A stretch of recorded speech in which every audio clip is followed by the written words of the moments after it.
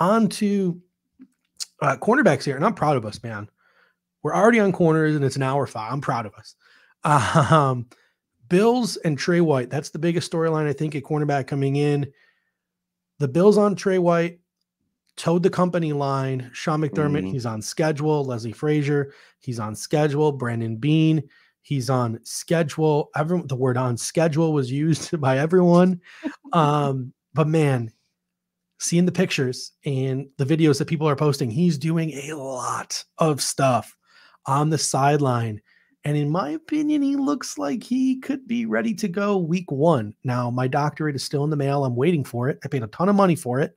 They haven't sent it to me. It's been years. But I do think that Tre White could possibly be available for week 1, the way that he looks on the sideline. But Brandon Beane did lay out his plan. It's going to be Elam and Dane Jackson on the boundary. That's how they start out the first 2 days of camp. He says if they struggle and Tre looks like he will miss some time in the regular season, he's not going to hesitate to look for a veteran via trade or to sign a veteran off the street. Joe Hayden, what are your thoughts on the latest of this Tre White situation here? I mean, it's smart for the Bills to toe the company line, right? Mm-hmm. Because the last thing you want to do if you're the Bills is, as we use in my corporate world, my day job, you don't want to overpromise, underdeliver, right? If anything, you want to underpromise and overdeliver. So the Bills right now, I think, I don't want to say they're underpromising, but they're being very careful not to overpromise on Tre White. So while it's great to see him out there, that's a lot different than putting the pads on and making football cuts and doing football, doing football moves and that type of thing. So I feel good that he's out there and he's doing those drills. I think was it Beauvais who posted the clip of him jumping around? I think it jumping was. around, running around, like on the bike, doing sprints, all these things. No brace or anything. No brace or anything. No brace. So like people are going to read into that, and that's fine, right? I mean, it is July 25th. We're talking about less than a month and a half until the start of the season. So it's going to creep up on us, and it's not like we've got months and months to go here. So is he going to be ready by week 1? I don't know, right? But I certainly feel more confident now that he might not have to wait till after the week 8 bye or whatever the bye was. I think we come back and play the Packers, right? So like maybe he'll be ready by week 2 or week 3, and it won't be a situation where he has to go on short-term IR or whatever. And maybe he actually is on the active 53 to start the season, which potentially takes a roster spot away from some of the guys we talked about last week, like McCloud and Benford. So we will see. Jessica Tennis coming in asking if there was any sort of official announcement on the injury. I don't think I ever saw anything official, and people in the comment section could tell me if I'm wrong. I vaguely remember hearing and this might not even have been official, that it was just an ACL and it wasn't anything else. So that's good because it was only one thing. But if anyone in the comment section has a more clear-cut answer, that's right. I believe that's right. I think it was an ACL tear, whether it was partial or full, I don't know, but I believe no other ligaments were damaged, which is a good sign. If that ACL can heal quickly, you're seeing a ton of guys. Like I think Chris Godwin's ready for the start of camp, but you're seeing some other guys who it's taking a little longer, guys like J.K. Dobbins and stuff. So it all depends on the extent of the injury, the ligaments that were damaged, etc. And teams are usually keeping this a little tighter to the vest. I don't think they have to report the specifics of the injury per se. So it'll be interesting. Like I said, I don't think anything ever officially came out, but I could be mistaken.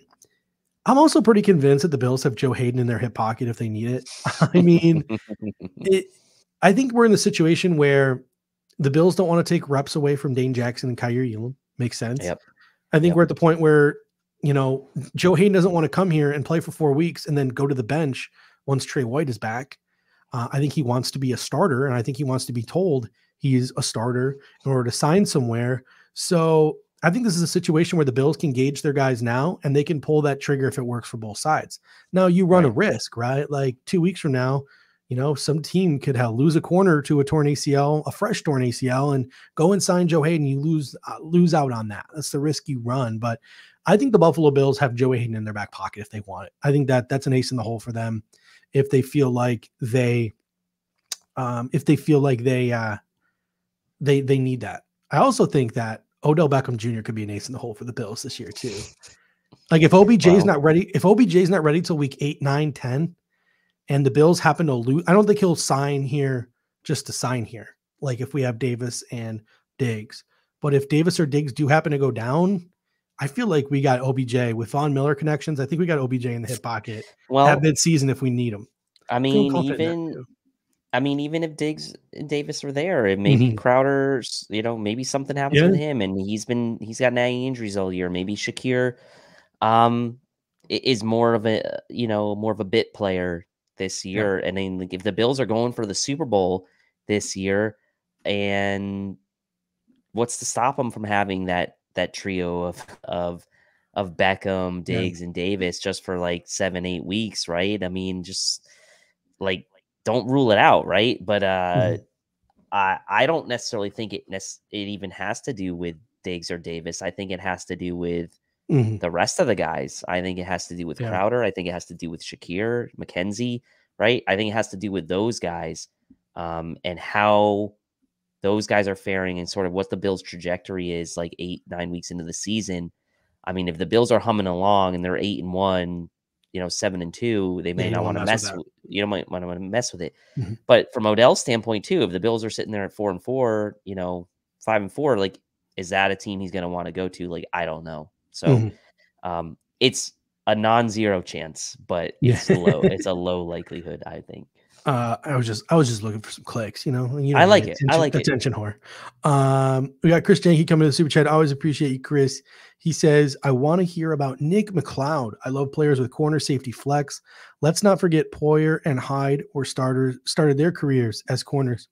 This is where it gets interesting too, right? Because and Chris is going to love this. Roster gymnastics. If Tre White is ready week number 1, you have White, Elam, Johnson, Jackson, and Neal. Saran Neal's making this team because of special teams. That's 5 corners. Poyer and Hyde are making the team. Johnson and Hamlin are probably making the team as well. That's 9. That's 9 guys. The Bills typically keep 9 DBs. So it's going to take a lot for Cam Lewis or Nick McCloud or Tim Harris or Christian Benford or Elijah Griffin to make this team if Tre White is back week 1. But I thought Matt Perino made some really good points in his article today. I don't think we're going to keep 11 on the D line again. That's 2 roster spots. I don't know if these DBs show up and show out, not just as corners, but on special teams. Maybe you can keep 10 DBs and 3 running backs and get rid of Tywan Jones. So he is talking about Nick McCloud in this situation, which is interesting because I think Nick McCloud showed out last year. The Bills were impressed. They just didn't have a spot for him. They cut him. And what happened? He got claimed by the Cincinnati Bengals. This has happened before with a player the Bills liked, Ike Butker.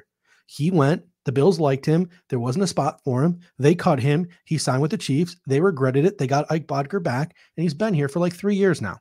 So are the Bills going to have that same level of caution with Nick McCloud? Or another guy, I think, is Cam Lewis. He's been gunning on special teams unit through 2 days. He's been in multiple camp reports and has had multiple pass breakups. I think if there's another guy, I think it's the two stalking horses right now are Cam Lewis and Nick McCloud for maybe that 10th DB spot or that spot while Tre White still recovers. What do you think? I think it comes down to, at least as of this point, it's one of those 2 guys, right? But I do think it's dependent on the roster gymnastics, as you put it. I like that term, at other positions. It may not even matter. Look, so percentages, right? Like you talk about, like, what are the percent chances of these guys making the team? It's low, right? Like, let's start with 0 and it goes up from there. If Tre White's not ready for week 1, goes up even more from there. If Tre White's not ready for week 1 and they decide to take away from other positions, it goes even more up from there. So Cam Lewis, Nick McCloud, probably in the driver's seat at least through 2 days. Again, it's a long camp, but those guys were here. These guys have been here as well. So they will already have a leg up on guys like Christian Benford, who's a rookie coming from, FCS. So Nick McCloud and Cam Lewis are going to have a leg up on guys like Benford and Elijah Griffin, who was a practice squad guy that he's probably not going to get a ton of reps to kind of show what he can do. So it's going to be tough. I think those guys are going to be clear practice squad guys if they don't make the team. But I'm talking about Griffin and Benford. But there's so many ways you can get into the weeds with all of this, right? Like I just mentioned the Nick McCloud thing, claimed by the Bengals. Do the Bills want to risk that again? Cam Lewis, been here a ton, has been gunning on special teams. You look at Christian Benford, draft pick, right? Do you want to cut a draft pick? Probably don't want to cut a draft pick. You look at Elijah Griffin. We gave him a 2-year futures deal instead of a 1-year future deal. Tim Harris, who we haven't talked about at all. Leslie Frazier mentioned twice in his press conference today. John Scott pointed that out. I went back and I listened. He's like, yeah, if White's not going to be ready, we really got to get Kaiir, Dane, and Harris ready to go. I think he would have been saying that because Harris is a boundary only corner. I think he was also fresh on his mind talking about Tim Harris, but like there is literally like, that clip from It's Always Sunny in Philadelphia where Charlie Day's character is just pointing at like the conspiracy board. There are a million conspiracies you can point at any of these depth wide receivers, and you can run yourself ragged trying to think, who has the lead in the clubhouse, who's going to be the Delshon Phillips. But it's going to be really interesting to see. The Cover One guys did a great job sort of talking us all down in the group chat. Like, listen, guys, pads aren't on yet, meaning the pass rush is going to get the better of the offensive line. The DBs know that there's really no threat to run the ball, so they don't have to really worry about the line of scrimmage. They can just concentrate with what they're doing in the secondary. So the defense always has that advantage, and the secondary has that advantage early on in training camp. But this depth situation, it's gonna be interesting. It's gonna be really fun. McCloud, but like you said, McCloud and Lewis have that early lead. Before we move on to safeties, though, Elam has been mostly on Diggs through the first 2 days, and the veteran is taken into the school of hard knocks. Dane Jackson has apparently looked very solid per multiple reports. Teron Johnson is hawking the nickel like usual. He was stride for stride with McKenzie today. Aaron gave him his chops there. What's your confidence level in these three? More specifically, like how long does your confidence stretch? Is it I'm confident in Elam and Jackson on the boundary for 1 week? I'm confident for 2 weeks. I'm confident up until the bye week, or I'm confident for the whole season if need be. What is your confidence level in those two on the boundary? Middling, right? If it's for the whole season, not great, but like middling for like multiple weeks, right? And it's not a knock on Kaiir Elam at all. I think it's just the fact that he's a rookie and it's going to take him some time. Now, I do think the Bills are there's one of two ways you can look at it. You could say, well, let's put him on Diggs for iron sharpens iron, right? And just throw him into the fire and get him those reps against our best and just let him learn. Or the other mindset would be, well, is that going to shake his confidence? And you don't want that to happen for a guy that you might need to play week 1. I don't think that's the right mindset. I think that's kind of the coward's mindset. So I think what they're doing is right. I think put him on Diggs right now. You draft him in the first round. You traded up to get him. You gave away a 4th round pick. There's all these videos, these Bills embeddeds, these different clips coming out about Kaiir Elam and, put the playbook on the play and all that stuff. He's got to be the guy that mans that fort until Tre White comes back. So you're doing the right thing by putting him on Diggs. I mean, this isn't like, some other teams, mediocre to below average number 1 wide receiver, right? That you're going against a top 5 easily wide receiver in the NFL as a rookie. So man, like it's tough. It's going to be tough, but it's going to be better for him in the long run. So I think as time goes on, my confidence level will get higher for those guys. And, but right now I'd say it's middling. Yeah, we got Dad of a Bills fan coming in with a super chat. Always appreciate you, Dad of a Bills fan, saying much more fun agonizing over who to cut than trying to convince yourself Kavika Mitchell and Kevin Cobb are the answer. Ain't that the truth? So happy when they signed Kavika Mitchell. I'll never forget it. The Brandon Riley hives, the disappointment when Brandon Riley doesn't make the team. I could be mixing up running backs here, but who is the running back who had just an absolute killer season for preseason for the Bills? tore it up. Everyone thought he was going to make the team and contribute. He got cut. He got cleaned by the Lions. That wasn't Was Xavier. it that guy? That wasn't Xavier Oman, was it? No, wasn't it that guy that did like kick returns and punt returns also, or did he end up making the team? Someone in the comment section save us. There it was wasn't a running back. Gillislee. It was someone else, and Oh, people man. loved Yeah. him.